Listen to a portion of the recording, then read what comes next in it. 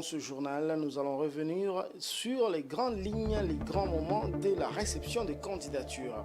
Et puis à l'international, une année de croissance est prévue pour l'Afrique en 2024 selon les perspectives annoncées par la directrice générale du Fonds monétaire international.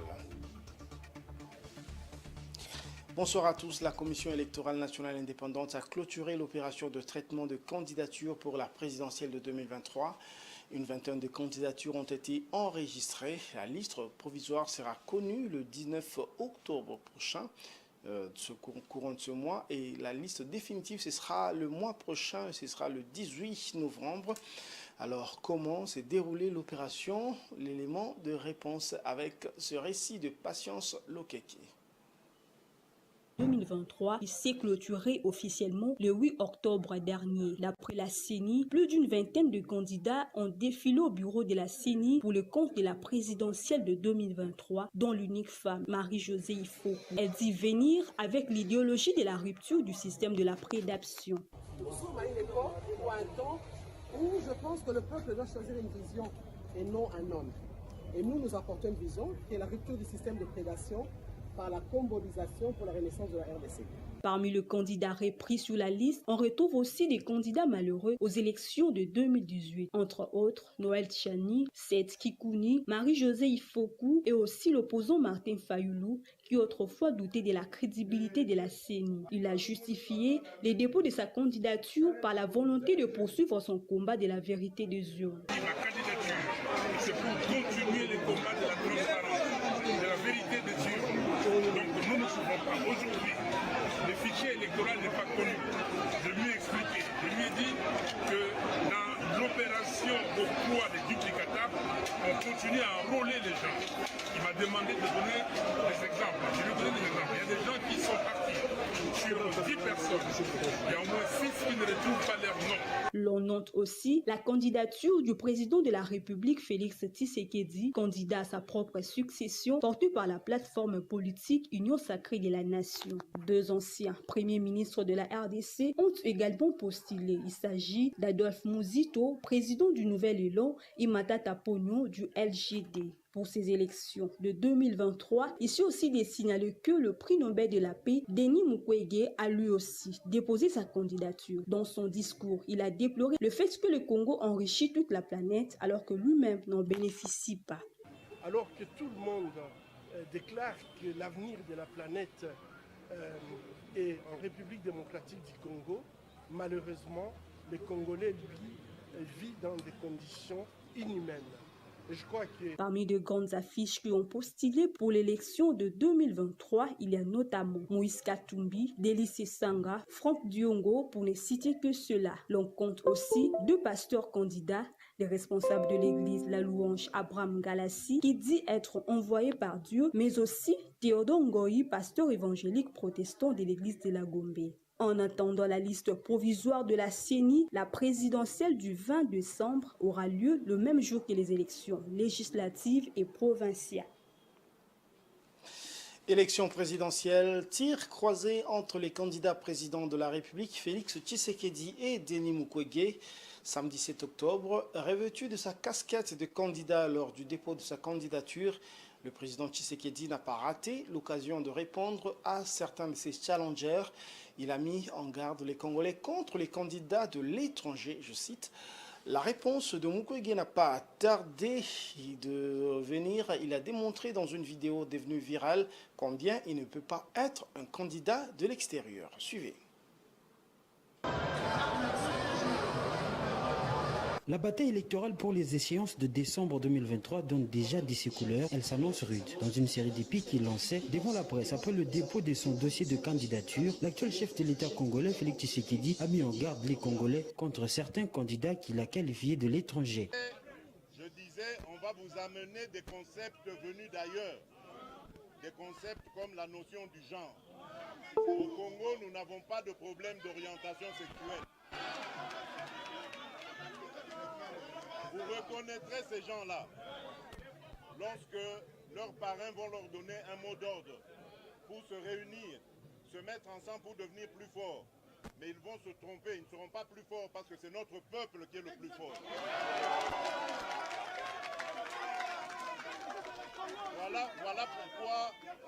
Voilà pourquoi je dis à l'étranger qu'il est temps de laisser tomber cette politique du passé qui consiste à soutenir des pantins et de penser pouvoir les faire élire contre la volonté du peuple. Vous devez rester vigilant jusqu'au bout. Pour celui que ses sympathisants appellent Fachi, l'étranger n'accepte pas le principe de l'indépendance économique pour laquelle son régime lutte. Le prix Nobel de la paix, Denis Mukwege, piqué au vif, n'a pas hésité de répondre. C'était dans une courte vidéo devenue virale sur les réseaux sociaux. J'ai toujours travaillé avec mes mains, avec ma tête en République démocratique du Congo. Et c'est malheureux des gens qui vivent en Europe, qui vivent avec les subventions de l'assistance sociale de l'Europe, qui n'ont pas d'adresse au Congo. Ils ont peut-être l'adresse de leur père, mais on ne connaît pas leur adresse physique au Congo, puissent me traiter, moi qui vis au Congo, d'être le candidat des Blancs. Je crois que le contraire serait vrai. Il s'agit là des tirs à la normale des deux des challengers pour la course à la magistrature suprême. La respiration optimale de la jeune démocratie de la RDC oblige. La CENI signale avoir reçu 24 dossiers de candidature à la présidentielle. La liste provisoire de candidats sera rendue publique ce 19 octobre et celle définitive le sera le 18 novembre prochain. Une belle ambiance donc s'annonce pour ce 20 décembre, le 20 décembre prochain, où la centrale électorale conviera les Congolais et Congolaises aux urnes pour désigner le futur président de la République et surtout élire leurs représentants à tous les niveaux. Si le processus de réception de candidature a touché à sa fin, l'autre question reste pendante. La sécurité du processus seront-elles apaiser ces futures élections au regard du climat de méfiance et de tension qui règne dans les différents états-majors politiques? Élément de réponse dans ce Vox Pop recueilli par Francine Moukeba et Giscard Tamba. Je pense qu'avec 2023, il y aura quand même la paix, en bonne et due forme. C'est ça ce que nous attendons. Dans le 2023, tout le monde est libre de s'exprimer. Ouais, n'est-ce pas? C'est comme ça qu'on a imposé à chaque candidat qu'il puisse employer quand même ses témoins presque partout, pour qu'il n'ait pas, oh voilà, on a applaudi pour ceci. Non, non. Nous voulons qu'il y ait des élections transparentes et crédibles. Chaque candidat est obligé de le faire. S'il ne le fait pas, ça c'est son propre problème. Les élections de 2018, d'abord, il n'y avait pas la paix. Pourquoi? D'abord, il y avait déjà des désordres à partir des CENI. Nous les savons tous bien. Il y avait beaucoup de désordres, la police qui faisait des tracasseries suite aux ordres mal donnés par la hiérarchie. Les élections de 2023, pour moi, je vois déjà que ça sera dans la paix. Pourquoi? Puisqu'il y a du calme et je vois comment tous les candidats, ils sont en train de partir, de déposer leur candidature dans la paix, dans la tranquillité. Il n'y a pas de tracasseries, il n'y a pas de morts d'hommes. Vous savez, chaque cycle électoral a ses réalités. Les élections produisent toujours un résultat, ça c'est en commun, mais chaque cycle électoral a ses particularités. Les élections de 2023, ne vous en faites pas, les élections de 2023, ce seront des élections les plus pacifiques. La Fondation Kabi a ouvert son siège dans la commune de Lansele, dans le quartier Marana à Kinkole. La coupure du ruban symbolique a été faite par Maître Bibombe Oseka Liliane, fondatrice de la Fondation Kabi et candidate à la députation nationale de la Tchangou. Une fondation qui a pour objectif de sortir la population de la pauvreté et de la dépendance par la formation gratuite des habitants de ce coin de la ville. C'était dans une ambiance qui s'est déroulée donc parfaitement et de manière chaleureuse. Rachel Misenga et Stani Samba étaient là pour le compte de Géopolis Télévision. C'est dans une ambiance chaleureuse que Maître Bibiane Oseka Liliane, affectueusement appelée Maman Liliane, s'est retrouvée parmi les siens à Kinkole Marana, entonnant de chansons et cris de joie. Elles ont une ovation, Maman Liliane, alors qu'elle faisait son entrée dans l'enceinte de la Fondation Kabi. Après la prière, la candidate à la députation nationale, Maman Liliane, a pris la parole devant les habitants du quartier venus écouter la fondatrice des Kabi. Dans son message, Liliane Bibombe, actrice sociale qui, après près de 20 ans de combat auprès de populations démunies de ces districts, a présenté la Fondation Kabi qui, en son sein, a plusieurs départements ayant pour objectif de sortir la population de la pauvreté et de rendre tout un chacun indépendant. J'ai voulu placer cette fondation à ce lieu pour essayer d'encadrer un peu les jeunes qui sont avec nous ici. Beaucoup de jeunes sont désœuvrés, beaucoup de mamans sont désemparées, beaucoup de papas sont à la maison, ils ne font rien. Je pense qu'avec cette fondation, on peut apprendre de petites choses qui peuvent aider dans la vie. Bien sûr, parce que nous avions déjà commencé avec la distribution d'eau gratuitement dans le quartier. Et maintenant, nous avançons vers d'autres activités. Au menu des activités, c'était d'abord inaugurer le centre. Et après, nous allons ensemble visiter aussi la petite boutique du coin que nous avons installée pour que les gens n'aillent plus très loin. Pensons qu'avec ces petits shops, ça pourra aider les habitants de Marana. Après son adresse aux participants à la cérémonie, la maman sociale a accordé la parole à quelques-uns d'entre eux qui n'ont pas manqué de poser des questions et d'exprimer leur joie. Très attentive, Maître Liliane Bibombe, candidate à la députation de la Tchangou, a promis de faire de son mieux pour répondre aux attentes de sa base. Présents à cette cérémonie, les bénéficiaires qui n'ont pas manqué d'exprimer leur joie. Maman Lili aye ko lamusa quartier aye ko sa fondation ONG ya développement oyo kopesa bolamuki na kati na quartier oyo komema bolamuki na kati na quartier eza na bato ebele bazo chômer bayebaki musala songolo to pakala te mais siko tango ya ye na oyo ya yebisi bato na kati ya quartier epesi déjà espoir. On n'avait pas du courant. Maman Lilika, elle est venue s'installer ici. Elle a amené d'ailleurs des poteaux, puis on a vu la lumière. Et puis on manquait de l'eau. Vous voyez là, il y a de l'eau qui jaillit. Avec la boutique que maman lui a fait, le mini boutique, ça nous a aidé vraiment. C'est dans cette très belle ambiance que cette belle journée a pris fin. Et maman Liliane a promis de revenir très bientôt pour la suite auprès de sa base.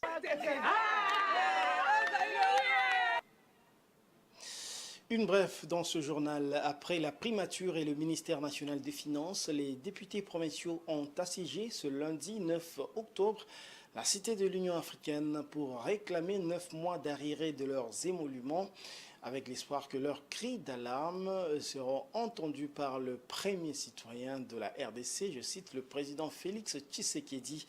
Il y a quelques jours, ces députés avaient passé la nuit devant le siège de la primature en RDC. C'est un dossier à suivre. La ville de Kinshasa fait face à des fortes chaleurs ces derniers temps. Les températures qui varient entre 24 et 33 degrés Celsius d'après les différents bulletins de la Metelsat. Mais celle ressentie se situe entre 33 et 37 degrés. Une chaleur qui étouffe la population. Quelles sont les conséquences d'une telle canicule sur la santé et que faire donc pendant cette période pour éviter ces conséquences? Le docteur Hugues Maélé répond dans cet extrait choisi par Rachel Missinga. Suivez. Effectivement, la chaleur a des effets néfastes sur le corps humain. D'ailleurs, il faut comprendre que le corps humain, c'est un être qui vit. Tout être vivant doit vivre dans des conditions optimales. Donc, il faut qu'il y ait des conditions physico-chimiques optimales pour vivre. Or, parmi les conditions physiques les plus importantes pour qu'un être humain vive, c'est entre autres la température. Alors, quand nous parlons de la chaleur, ça signifie qu'il y a une température excessive par rapport à la température normale qui peut permettre la vie normale. Alors, quels sont les effets sur le corps humain? Les effets sont tels que la température fatigue d'abord le corps parce qu'il y a déjà une augmentation des mécanismes basal qui va s'exacerber. De ces faits, la température va faire fatiguer la personne. En même temps, pendant la température, l'homme transpire beaucoup. En transpirant, il perd beaucoup d'eau et des électrolytes. Et aussi, cette même température, en faisant perdre l'eau et des électrolytes, va déshydrater la personne. Donc, vous verrez que la personne sera de plus en plus fatiguée. Et cette même température peut concourir à ce que l'homme fasse certaines arythmies cardiaques. Donc, le rythme cardiaque qui sera perturbé, et c'est là souvent dans le sens d'augmentation, parce que la température va faire en sorte qu'il y ait dilatation des vaisseaux. Entre autres, la personne peut faire des vertiges, question d'épuisement. Voilà. Alors, pour se protéger, il est question que les gens d'abord essayent de ne plus beaucoup s'exposer à la chaleur. Certes, il fait chaud, mais ne pas beaucoup plus s'exposer à des rayons solaires. Porter des habits pluie qui sont amples pour permettre à ce que vous ne soyez pas encombré, que la chaleur augmente. Et de ce fait, l'alimentation doit être équilibrée. Donc, il faut manger beaucoup plus de fruits et beaucoup de légumes. Et il faut boire beaucoup d'eau parce que plus vous perdez de l'eau, il faut boire encore. C'est un mécanisme qui vous permet de compléter les parties d'eau qui sont perdues par rapport à la chaleur. Selon la Banque centrale du Congo, le bilan consolidé du secteur bancaire a connu une hausse de 2,4% à fin août 2023.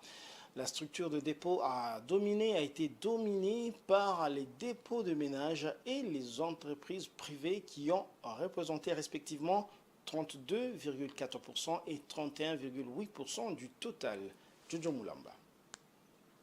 C'est à la fin du mois d'août 2023 que le bilan consolidé du secteur bancaire a affiché une note mensuelle de 2,4% de dépôt de la clientèle pour s'établir à 11,491 millions de dollars américains. La structure des dépôts a été dominée par le dépôt de ménage des entreprises privées qui ont représenté respectivement 32,4% et 31,8% du total, suivi de ceux des entreprises publiques, de petites et moyennes entreprises et de l'administration publique. Quant au crédit brut, ils ont représenté un recul mensuel de 0,3%. Un recul qui s'est établi à 7,023 millions de dollars américains contre un niveau de 7,043 millions de dollars américains à fin juillet 2023. Cette situation découle principalement, selon la Banque centrale, des crédits octroyés aux ménages et entreprises publiques. Quant à la ventilation par monnaie, le crédit reste dominé par ceux en devises. Toutefois, les réserves internationales ont connu une hausse en rythme hebdomadaire, se situant à 5,04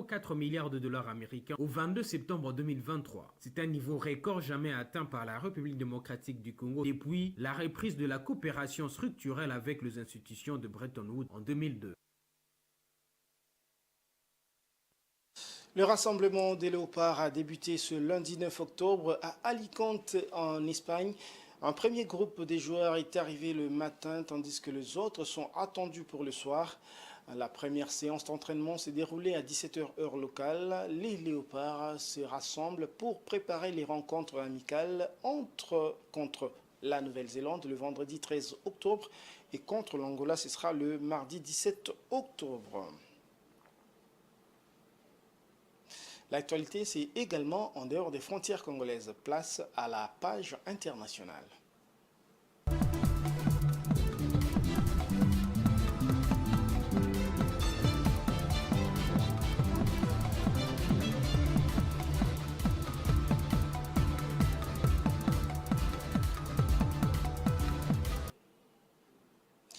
Après une année de croissance économique en berne, l'Afrique subsaharienne devrait connaître de perspectives plus réjouissantes en 2024, selon la directrice générale du Fonds monétaire international, Kristalina Georgieva. Le FMI prévoit une légère croissance de 3,5% en 2024 contre 3,1% en 2023. Un rebond attribué à une augmentation des investissements, le tourisme et le commerce. C'est un reportage de nos confrères d'Africa 24. Dans un discours prononcé le 5 octobre à la veille des assemblées annuelles du Fonds monétaire international et de la Banque mondiale qui se tiendront du 9 au 15 octobre au Maroc, Kristalina Georgieva, directrice générale du Fonds monétaire international, a déclaré que la croissance en Afrique subsaharienne devrait s'accélérer à 3,5% en 2024 contre 3,1% en 2023. Des perspectives attribuent un certain nombre de facteurs, notamment un rebond du tourisme et du commerce ainsi qu'une augmentation des investissements.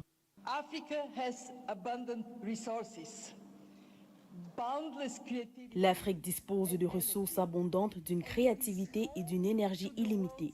Et elle abrite la population la plus jeune et celle qui connaît la croissance la plus rapide au monde. En termes simples, une économie mondiale prospère au XXIe siècle nécessite une Afrique prospère.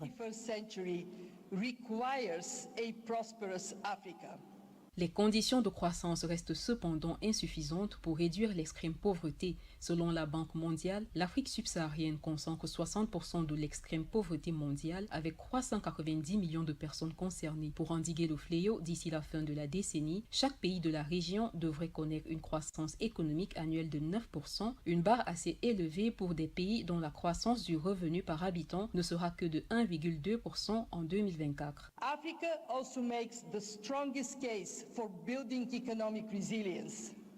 The COVID-19 pandemic. L'Afrique est également le continent qui plaide le plus fortement en faveur du renforcement de la résilience économique. La pandémie de Covid-19, la guerre menée par la Russie en Ukraine, les catastrophes climatiques, la crise du coût de la vie, l'instabilité politique, tels sont les nombreux visages d'un monde sujet au choc. C'est en Afrique que leurs impacts se manifestent le plus, tout comme la nécessité impérieuse de mieux nous préparer à ce monde.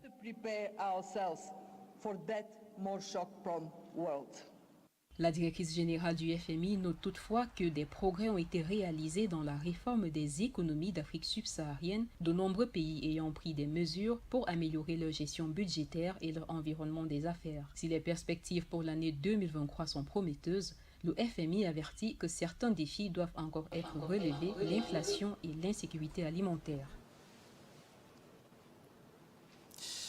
Vous informer, c'est également la lecture des différents journaux parus ce lundi à travers la presse écrite. Place à présent donc à la revue de presse.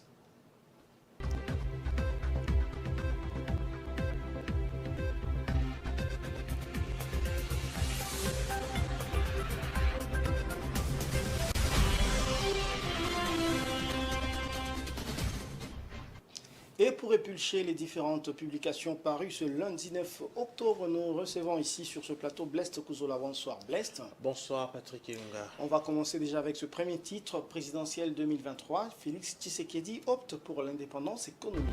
En effet, Patrick Ilunga, c'est Jopolis Hebdo qui titre à sa une élection présidentielle 2023, candidat à sa succession, Félix Tshisekedi appelle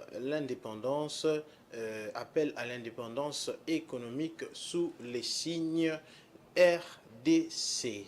J'invite la population à continuer le combat que la République doit à tout prix remporter, celui de l'indépendance économique. Et je peux dire aujourd'hui que nous sommes dans la bonne voie et nous devons continuer, a-t-il lancé l'appel au sortir du bureau de la CENI avant de signifier que cette indépendance économique articule autour de 3 lettres dont R, D et C comme République démocratique du Congo. Selon lui, le R veut dire la renaissance. Pourquoi renaissance? Parce que notre pays est en train de se restaurer et le D signifie développement. Pourquoi? Parce que notre pays est classé comme un pays sous-développé, un peu paradoxalement, car nous avons tous les atouts pour avoir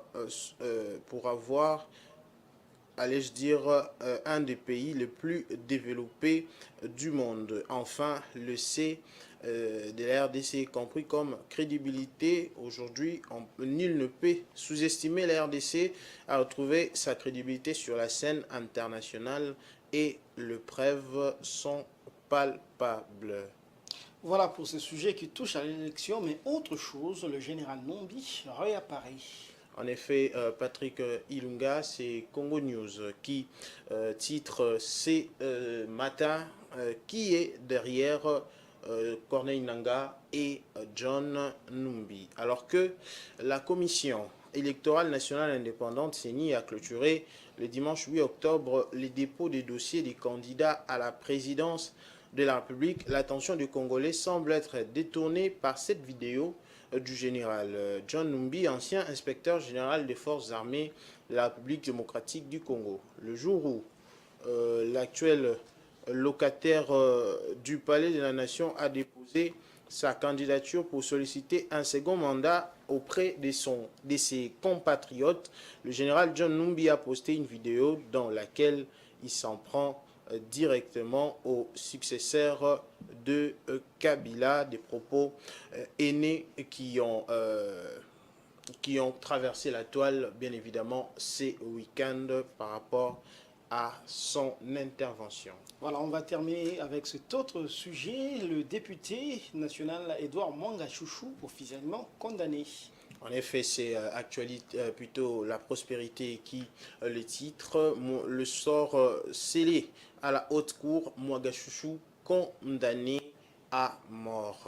La haute cour militaire dit établit en fait comme en droit les infractions de détention illégale d'armes de guerre, de participation à un mouvement insurrectionnel et des trahisons à charge d'Edouard Mwanga Chouchou. Elle les condamne ainsi à 20 ans de servitude pénale principale pour détention illégale d'armes, à la peine capitale pour participation à un mouvement insurrectionnel et à la peine capitale pour trahison. Telle est la sentence prononcée par les juges de cette juridiction le vendredi 6 octobre 2023 en procès forain à l'endroit du prévenu Edouard Mwanga Chouchou, jusqu'alors député national élu de la circonscription de Massissi dans la province du Nord Kivu. Ces derniers étaient appréhendés depuis le 1er mars 2023 par le service de sécurité et étaient détenus à la prison militaire de Ndolo. Ça n'est donc tout pour la revue de presse de ce soir. Patrick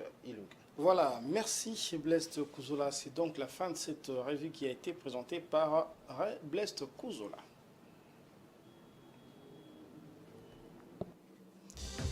Et c'est donc une année de croissance est prévue pour l'Afrique subsaharienne en 2024. Après une année moins heureuse en 2023, c'est la perspective établie par la directrice générale du Fonds monétaire international. Ça n'est donc fini pour ce journal. Merci de l'avoir suivi et bonne suite de programmes sur Géopolis Télévision.